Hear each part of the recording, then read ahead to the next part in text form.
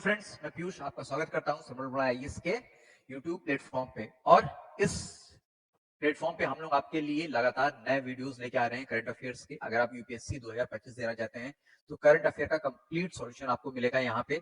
रोज एक नया topic cover किया जाता है जिसको कॉम्प्रिहेंसिवली कवर किया जाता है, डिटेल कवर किया जाता है और आपको अच्छी तरह से बताया जाता है, समझाया जाता है। तो अगर आप यूपीएससी 2025 दे रहे हैं तो करंट अफेयर्स के लेक्चर सीरीज है उसको फॉलो करिए और अप टू डेट रहिए करंट अफेयर्स से, क्योंकि यहाँ से प्रीलिम्स और मेंस दोनों के करंट अफेयर्स कवर होते हैं। तो चलिए आज का लेक्चर शुरू करते हैं, आज का टॉपिक शुरू करते हैं। आज का टॉपिक जो है हमारा वो रहेगा डायबिटीज के ऊपर। नवंबर के महीने में वर्ल्ड डायबिटीज डे मनाया जाता है। 14 नवंबर को वर्ल्ड डायबिटीज डे मनाया जाता है।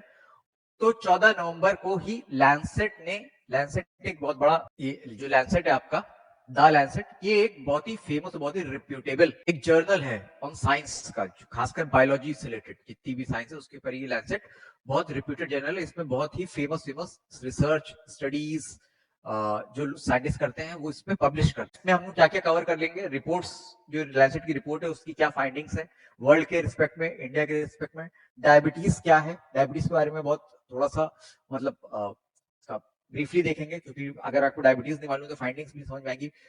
इस रिपोर्ट ने क्या कॉजेस बताए हैं डायबिटीज के, बढ़ते हुए डायबिटीज के कारण, और इस रिपोर्ट ने ही कुछ मेजर्स भी सजेस्ट किए हैं कि जो कि डायबिटीज से लड़ने के लिए सरकारें ले सकती हैं ऑल ओवर द वर्ल्ड। तो चलिए शुरू करते हैं। रिपोर्ट क्या कहती है? रिपोर्ट, पहली बात तो किसने इसको कंडक्ट किया? इसको एनसीडी रिस्क करके साइंटिस्ट का एक कोलैबोरेशन है। इसका पूरा नाम है नॉन कम्युनिकेबल डिजीज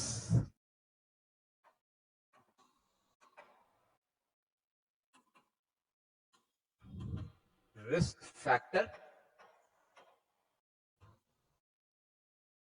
कोलैबोरेशन। ये साइंटिस्ट और रिसर्च का एक कोलैबोरेशन है, non communicable disease risk factor collaboration, NCD risk, इसको शॉर्ट फॉर्म में नाम है। और इन्होंने overall guidance, WHO world health organisation के अंडर ओवरऑल गाइडेंस या उसके कोलैबोरेशन में मिलकर एक स्टडी कंडक्ट करी। और इस स्टडी में मतलब अलग अलग कंट्रीज में जो रिसर्च वर्क थे, जो उनके स्टडीज उनको कंडक्ट करके उसके ऊपर एक ग्लोबल लेवल के एनालिसिस किया। उसमें इन्होंने लगभग 140 मिलियन लोगों का डेटा कलेक्ट किया इन्होंने। लगभग 140 मिलियन लोगों का डेटा कलेक्ट किया इन्होंने, जो जिनकी एज 18 से ऊपर थी, from 1000 studies in different countries. मतलब 1000 से ज्यादा स्टडीज हुई थी, उसमें 140 मिलियन से ऊपर लोगों का डेटा था जो यहाँ पे लोग इन्होंने कलेक्ट किया, उसके ऊपर एनालिसिस किया और उस एनालिसिस के बेसिस पे इन्होंने अपनी कुछ फाइंडिंग्स दी। उन्होंने बोला कि जो रेट ऑफ डायबिटीज है वो 90, इनकी जो डेटा था इनके पास वो 1990 से लेके 2022 के बीच का था। तो उन्होंने ये बोला कि जो ये एक्चुअली ये गलत हो गया, 2014 नहीं 2022 है ये। तो इस बीच का डेटा था 1990 से लेकर 2022, लगभग 30-32 साल का जो डेटा था वो इन्होंने स्टडी किया, उसके बेसिस पर इन्होंने बोला कि रेट ऑफ डायबिटीज है अडल्ट्स में 18 से ऊपर की एज की पॉपुलेशन में वो डबल हो गया है। पहले 7% था, अब 14% हो गया है। मतलब पहले 100 में से 7 लोगों को डायबिटीज होती थी, अब 100 में से लगभग 14 लोगों को डायबिटीज होती है। नंबर, एब्सोल्यूट नंबर की बात करें तो लगभग 200 मिलियन 1990 में डायबिटिक लोग रहते थे, और ये नंबर क्वाड्रपल हो गया है, 4 टाइम हो गया है इस समय। और लगभग 800 मिलियन से ज्यादा लोग, लगभग देखा जाए तो 820 मिलियन के ऊपर के लोग इस समय डायबिटिक हैं। तो ये फाइंडिंग थी इनकी। और इन्होंने ये भी बोला 2022 में nearly 60% of people living with diabetes वो 6 कंट्रीज में ही कॉन्सेंट्रेटेड, मतलब 6 कंट्रीज जो है वो लोग 60% का डायबिटीज का बर्डन शेयर करती हैं आपस में। और मोर देन हाफ, मतलब 50% से ज्यादा तो इन 6 में से, इन 4 में से ही है। मतलब 4 कंट्रीज जो है, पहली 4, ये लगभग 50% से ज्यादा का डायबिटीज का बर्डन शेयर करती हैं। और ये जो टॉप 6 कंट्रीज हैं, ये 60% ऑफ पीपल्स जो डायबिटीज के साथ हैं वो इन 6 कंट्रीज में पाए जाते हैं। इसमें इंडिया के लिए परेशानी है, इंडिया के लिए टेंशन की बात क्या है कि जो हाईएस्ट नंबर ऑफ पीपल हैं विद डायबिटीज वो इंडिया में है, और कितने हैं? 212 मिलियन। तो ये सबसे ज्यादा डायबिटीज का जो बर्डन है वो इंडिया में है। चाइना में 148 मिलियन है, यूएस में 42 मिलियन है, पाकिस्तान में 36 मिलियन है, उसके बाद इंडोनेशिया है 125 मिलियन है, ब्राजील में 22 मिलियन है। तो ये जो है आपके मेनली जो 6 कंट्रीज हैं, ये मोर देन 60% डायबिटिक पेशेंट अपने मतलब इन यहीं पे ही रहते हैं। तो ये भी रिसर्च की फाइंडिंग थी। ये तीसरी इंपॉर्टेंट फाइंडिंग थी। वर्ल्ड वाइड लगभग 445 मिलियन पीपल ऐसे हैं जो डायबिटीज हैं, लेकिन उनको 2022 में देखा जाए तो उनको डायबिटीज की कोई मेडिकेशन नहीं मिल रही है, वो कोई भी उनको डायबिटीज की दवाई नहीं उनकी चल रही है। इंडिया जो है वो यहाँ पे भी टॉप करता है, जो पीपल विद अनट्रीटेड डायबिटीज है उसमें इंडिया में ही सबसे ज्यादा लोग रहते हैं। इस 445 मिलियन जो पीपल हैं जिनको डायबिटीज की कोई जो कि डायबिटिक है लेकिन कोई भी डायबिटीज की कोई मेडिकेशन आज तक नहीं मिली है, वो 445 मिलियन है। और उसमें से लगभग जो 1990s में जो ये नंबर रहा होगा, ये अब उसका 3.5 टाइम इंक्रीज हो गया है। मतलब 129 मिलियन थे और वो 3.5 टाइम इंक्रीज होकर 445 मिलियन हो गया है। मतलब हाफ ऑफ द टोटल, जितने भी टोटल कितने हैं इस समय 800 से ज्यादा, 800 मिलियन से ज्यादा लोग डायबिटिक हैं, उसमें से 445 मिलियन ऐसे हैं जिनको कोई भी डायबिटीज की मेडिकेशन नहीं मिल रही है, कोई भी दवा नहीं मिल रही, उनका डायबिटीज आज भी अनडायग्नोस्ड है। और इंडिया जो है वो इन लोगों में जिनकी डायबिटीज अनडायग्नोस्ड है, अनट्रीटेड है, उस लिस्ट में भी इंडिया टॉप करता है। सबसे ज्यादा इंडिया में ही है लोग। कितने हैं? 64 मिलियन मैन है इंडिया में, ये इंडिया का डेटा है। 64 मिलियन मैन है, 69 मिलियन आपकी वुमेन है। मतलब ये वो लोग हैं जो जिनको डायबिटीज तो है लेकिन अनट्रीटेड है, वो उसका कोई ट्रीटमेंट आज की डेट में नहीं चल रहा है। तो जोड़ लीजिए आप कितना हो जाएगा ये 133 मिलियन लगभग। तो 212 जो मिलियन इंडिया में डायबिटिक पीपल है, उनमें से 133 मिलियन तो ऐसे हैं जिनको कोई भी ट्रीटमेंट डायबिटीज का नहीं मिल रहा है। ये यहाँ पे यही चीज लिखी है। तो ये आपका, और यही नंबर चाइना में बात की जाए तो चाइना में वो लोग जिनका डायबिटीज अनट्रीटेड है या पीपल विद अनट्रीटेड डायबिटीज, उनकी संख्या कम है, 78 मिलियन है इंडिया कंपैरिजन में। तो untreated people with untreated diabetes में इंडिया ही टॉप करती है और चाइना सेकंड नंबर पे है। तो ये फाइंडिंग्स, जो यहाँ की फाइंडिंग्स हैं, वो ये शो करती हैं कि ये बताती हैं कि जो हाई इनकम कंट्रीज हैं वहां पे number of people with diabetes वो बढ़ाई है, लेकिन जो ट्रीटमेंट रेट है वो भी बढ़ा है। मतलब पहले कम ट्रीटमेंट रेट था, कम लोगों को ट्रीट होता था, अब ज्यादा लोगों को ट्रीट होता है।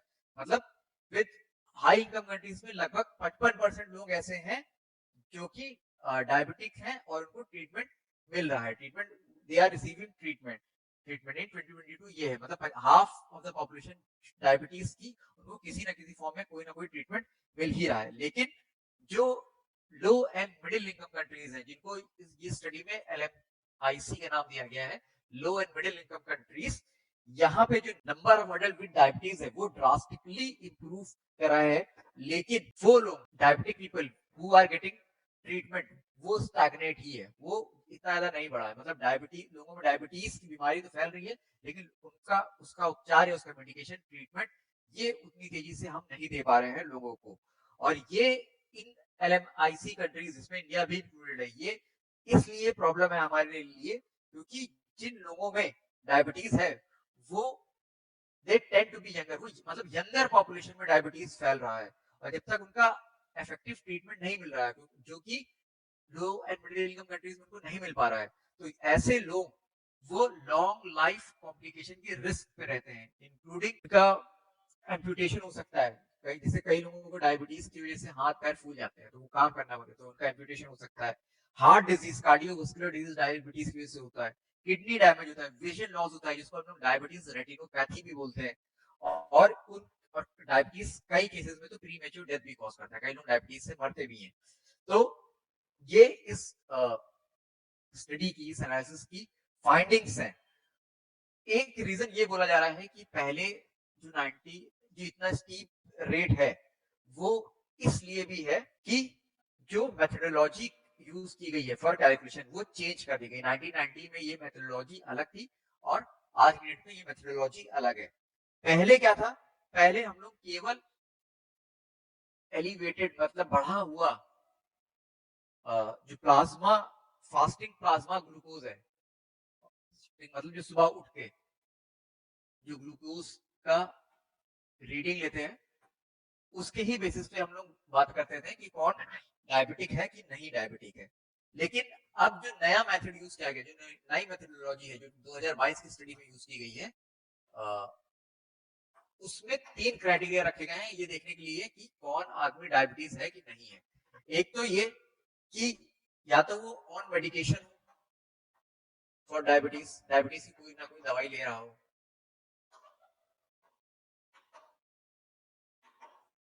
या फिर उसका फास्टिंग प्लाज्मा ग्लूकोज ये 7.0 मिली मोल, ये एक यूनिट होता है पर लीटर ऑफ ब्लड से ज्यादा हो, या फिर HbA1c हीमोग्लोबिन एसोसिएटेड जो ग्लूकोज लेवल होता है, ठीक है, उसको एक टेस्ट होता है HbA1c।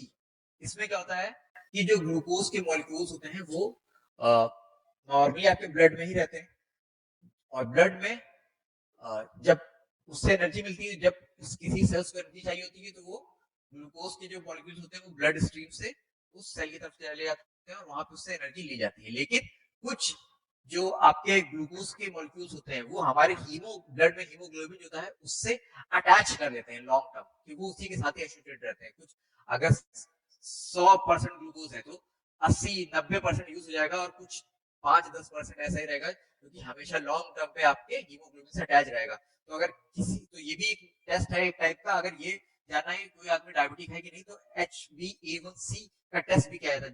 जिनके घर में लोग डायबिटीज वाले होंगे वो जानते होंगे इस टेस्ट को, ये टेस्ट भी ये कभी कभी डिटरमाइन करता है कि पर्सन के डायबिटीज है कि नहीं, क्योंकि यहाँ पे कभी कभी गड़बड़ी हो सकती है पकड़ने में उसका। फास्टिंग आपने रात में क्या खाया है उसके बेसिस पे भी आपका ग्लूकोज लेवल होगा, कम ज्यादा हो सकता है।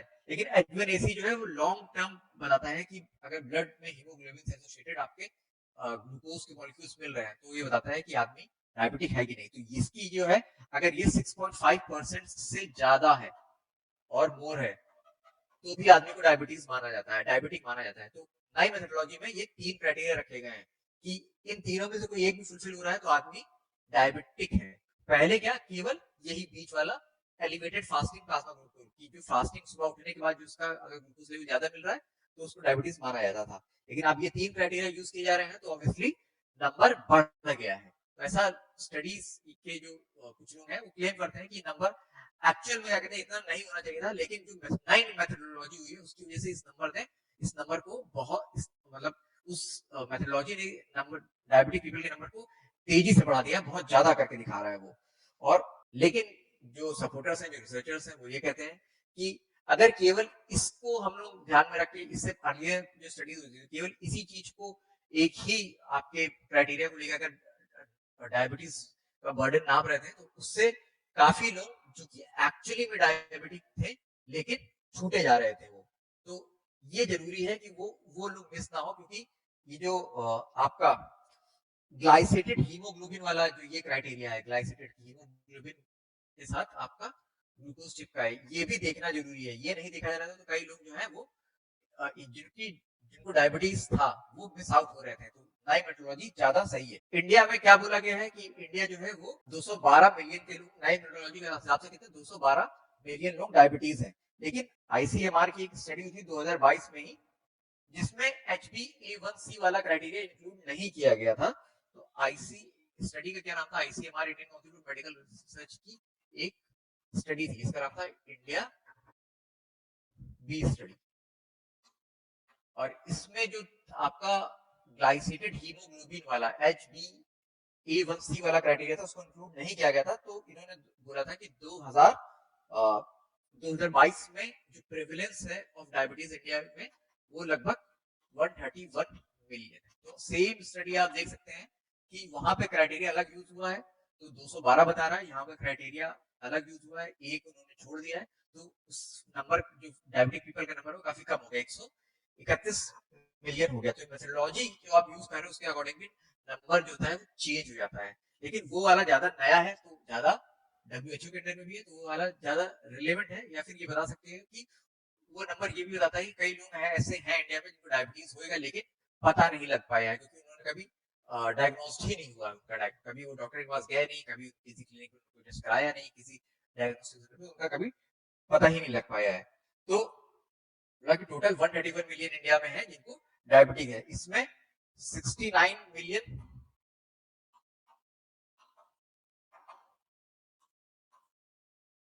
वुमेन है और आपके 62 मिलियन मैन है।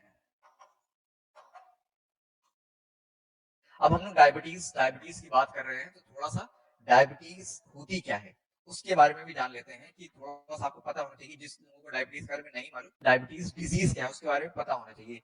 तो डायबिटीज क्या है, एक टाइप की क्रोनिक डिजीज है, हमारी बॉडी में पैनक्रियास एक ऑर्गन होता है जो कि यहाँ पे आपके इंसुलिन बनता है। इंसुलिन एक टाइप का हार्मोन होता है, और इंसुलिन का काम क्या होता है, इंसुलिन हमारे जो हम खाना खाते हैं उससे वो ग्लूकोज मिलता है, वो ग्लूकोज के जो मॉलिक्यूल्स होते हैं, कार्बोहाइड्रेट्स के जो मॉलिक्यूल्स होते हैं वो हमारे ब्लड में आते हैं, और जब किसी भी सेल को एनर्जी की जरूरत होती है तो इंसुलिन का हार्मोन, जो इंसुलिन हार्मोन होता है वो वहां हमारे ब्लड से ग्लूकोज के जितने रिक्वायर्ड नंबर ऑफ मॉलिक्यूल्स होते हैं उनको निकालता है, उस सेल तक पहुंचाता है।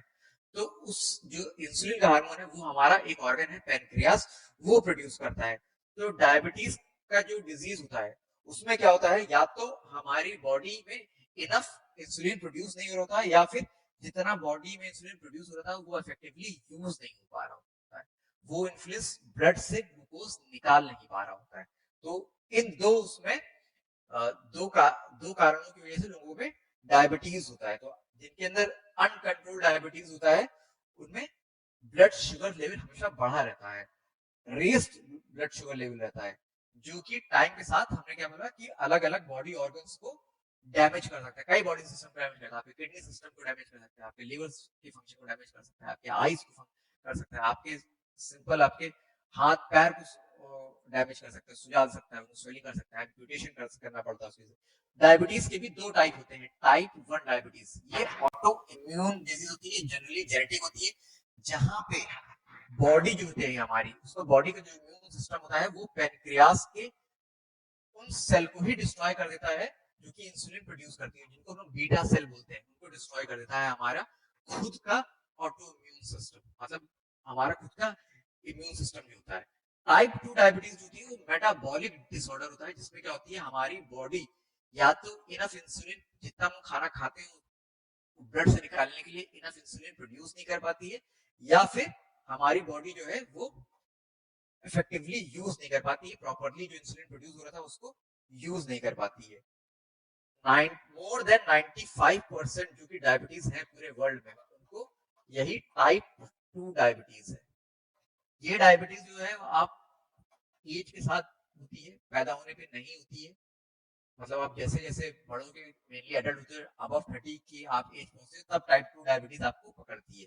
लेकिन ये वाली जेनेटिक होती है, ये बच्चों में पाई जाती है, पैदा होने के साथ ही क्या कहते हैं आपका जो इम्यून सिस्टम है वो आपके पैनक्रियास के बीटा सेल को डिस्ट्रॉय कर देता है और इंसुलिन को बनाने से रोकता है। तो फिर ऐसे लोगों को इंसुलिन के इंजेक्शन बचपन से लेने पड़ते हैं। टाइप 1 को प्रिवेंट नहीं कर सकते क्योंकि जेनेटिक डिसऑर्डर है, लेकिन टाइप 2 को आप लार्जली प्रिवेंट कर सकते हो खान पान सही करके, फिजिकल एक्टिविटी बढ़ा के।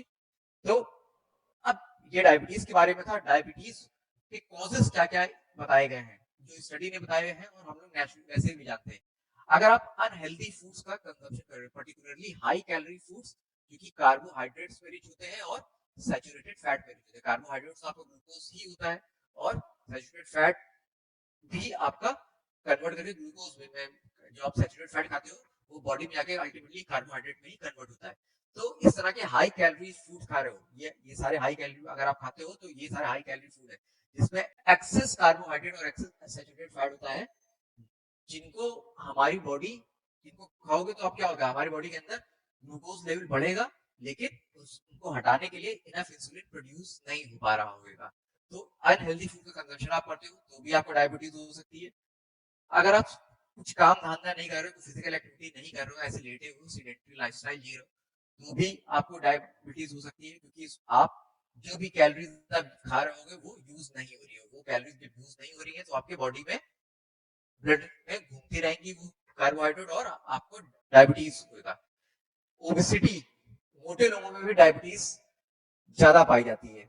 उसके अलावा स्मोकिंग भी एक कारण है। 2023 में WHO की एक रिपोर्ट थी जो कि ये बताती है कि स्मोक करने से, जो स्मोकिंग होती है, वो आपके डायबिटीज का रिस्क रेस कर देती है। डायबिटीज का जो रिस्क होता है वो लगभग 30 से 40% इंक्रीज कर देती है compare to those people who do not smoke. मतलब जो स्मोकर्स होते हैं उनमें डायबिटीज होने का जो रिस्क होता है वो 30 से 40% ज्यादा होता है as compared to those people जो कि स्मोक नहीं करते हैं। तो आप ये देख लीजिएगा कि आप स्मोक करते हो कि नहीं करते। आप जो स्मोकिंग में क्या टोबैको यूज करते हो, टोबैको में एडिक्टिव सब्सटेंस होता है वो होता है निकोटीन।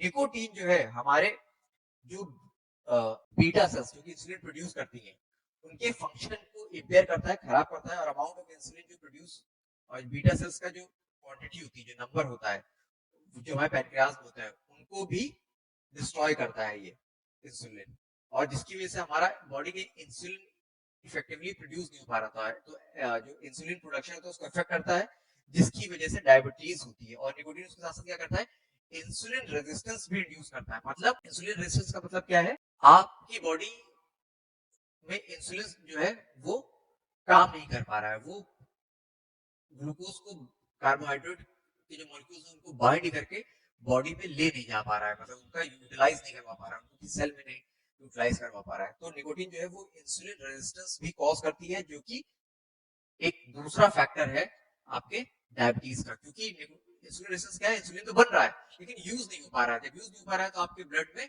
ग्लूकोज का लेवल बढ़ा रहेगा और वो किसी दूसरे बॉडी पार्ट को डैमेज करेगा। तो निकोटीन ये काम भी करता है, आपके जो बीटा सेल का फंक्शन होता है जो कि इंसुलिन प्रोड्यूस कर रही थी उसको इंपेयर करता है, और बीटा सेल को भी डिस्ट्रॉय करता है, और इंसुलिन रेजिस्टेंस भी कॉज करता है। तो ये 3-4 मेन कारण थे जो कि हम जानते ही हैं डायबिटीज के, और ये कारण को आज तक कम फोकस किया गया स्मोकिंग, लेकिन असली में ये भी क्या कहते हैं बहुत ही मेजर कॉज है। आप देख सकते हो स्मोकर जो कि 30 से 40% इनको ज्यादा रिस्क होता है डायबिटीज का as compared to non smoker. तो ऑब्वियसली ये स्मोकिंग भी एक बड़ा सही रिस्क है उन लोगों के लिए जो कि स्मोक करते हैं। डायबिटीज के लिए डायबिटीज पकड़ने का मतलब उनको डायबिटीज हो सकती है। मेजर्स जो स्टडी ने सजेस्ट किए हैं उन्होंने बोला है कि खासकर LMIC कंट्रीज को क्या करना चाहिए, उनको ऐसी पॉलिसीज बनानी चाहिए जो कि अनहेल्दी फूड्स को रिस्ट्रिक्ट करें, हेल्दी फूड्स को अफोर्डेबल बनाए, और लोगों के बीच में अपॉर्चुनिटी को इंक्रीज करें ताकि वो एक्सरसाइज कर सके। कैसे, हेल्दी फूड्स के लिए सब्सिडी दी जानी चाहिए, free healthy social school meals provide करें, स्कूल में जो खाना प्रोवाइड किया मिड डे मील वो फ्री होना चाहिए और हेल्दी होना चाहिए। उसके अलावा सेफ प्लेसेस प्रमोट करने चाहिए for walking and exercising, including public parks में जो आपके ओपन जिम्स होते हैं वहां पे फ्री एंट्रेंस वगैरह होनी चाहिए। पब्लिक पार्क्स में एक्सरसाइज करने के लिए, वॉक करने के लिए आपका फ्री एंट्रेंस प्रोवाइड करना चाहिए, या फिर फिटनेस सेंटर्स है वहां पे भी लोगों को जाने के लिए अवेयरनेस बढ़ानी चाहिए। और इंडिया के लिए ये इंपॉर्टेंट इसलिए क्योंकि अभी भी इंडिया में 133 मिलियन, जो हमने बोल रहा था कि ऐसे लोग हैं जो कि अनडायग्नोस्ड है। तो इंडिया को अपना डायग्नोसिस जो है, जो डायबिटीज का डायग्नोसिस है, उसको स्केल करना पड़ेगा ताकि WHO का जो 2030 के लिए उसको टारगेट बनाया वर्ल्ड हेल्थ ऑर्गेनाइजेशन ने, उसको हम लोग अचीव कर सकें। और वो टारगेट क्या है कि 80% ऑफ पीपल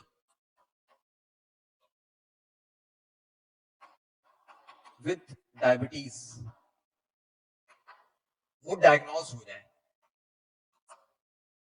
मतलब पता तो लगे कि इनको डायबिटीज है कि नहीं, क्योंकि कई ऐसे भी लोग हैं जिनको पता ही नहीं लग रहा है कि डायबिटीज है और वो एक्चुअली में डायबिटीज होते हैं, तो वो कभी दवाई नहीं लेते, उनका डायबिटीज बढ़ता जाता है। और 80% of people with diagnosed diabetes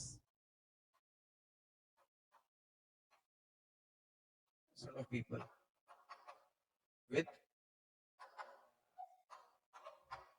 diagnosed diabetes have good control of glycemia। मतलब उनका जो ग्लाइसीमिया क्या होता है, ब्लड ग्लूकोज लेवल कंट्रोल में रहे। तो जितने भी ये WHO का 2030 के लिए टारगेट है, तो इंडिया को अपना डायग्नोसिस या स्क्रीनिंग जो है डायबिटीज की उसको स्केल अप करना पड़ेगा, बढ़ाना पड़ेगा, ताकि 80% ऑफ पीपल जो डायबिटीज आज रह रहे हैं वो डायग्नोस हो जाए, और 80% ऑफ पीपल जिनमें डायबिटीज डायग्नोस हो चुका है उनमें ग्लाइसेमिया का गुड कंट्रोल हो, ब्लड ग्लूकोज लेवल का गुड कंट्रोल हो, ताकि उनका ब्लड ग्लूकोज लेवल बढ़ा ना रहे, वो कंट्रोल कर करके दवाई, मेडिकेशन, एक्सरसाइज वगैरह सबसे। तो ये आज का हमारा टॉपिक रहा, क्योंकि हमने पढ़ा लैंसेट रिपोर्ट ऑन डायबिटीज, क्योंकि वर्ल्ड डायबिटीज डे के दिन पे रिलीज हुई थी, और इसमें काफी इंपॉर्टेंट फाइंडिंग्स हैं वर्ल्ड के रिस्पेक्ट में और इंडिया के रिस्पेक्ट में भी। और हमने यहाँ पे डायबिटीज के बारे में भी देखा, डायबिटीज डिजीज क्या होती है, टाइप 1 क्या होता है, टाइप 2 क्या होता है। इस रिपोर्ट में कुछ कॉजेस बताए हैं जिसकी वजह से लोगों में डायबिटीज बढ़ रहा है, और उसके लिए रिगार्डिंग कुछ मेजर्स बताए, इंडिया स्पेसिफिक भी हमने पढ़ा। तो यहाँ पे हम लोगों ने इस रिपोर्ट को कॉम्प्रिहेंसिवली कवर किया। तो आपको अगर ये वीडियो पसंद आया हो तो इसको लाइक जरूर कीजिएगा, आप हमारे चैनल को सब्सक्राइब कीजिए, ताकि आपको नोटिफिकेशन मिलती रहे, और आपके जो करंट अफेयर्स के वीडियोस हैं उनके बारे में पता लगता रहे, और आपका करंट अफेयर्स कॉम्प्रिहेंसिवली तैयार होता रहे हमारे